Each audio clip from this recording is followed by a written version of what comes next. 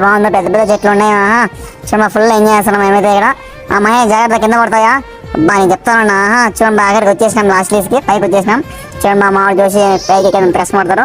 మా ఇమ్మాన్ తంగలాడుతున్నాడు, ఎక్కడికి ఎక్కేసినాడు ఎట్ట ఒకట. చూడండి బాగా పోజులు ఇచ్చినాం ఫోటోలు. చూడండి మా మామూలు ఎంత బాగా హెల్ప్ చేసుకుంటున్నారు.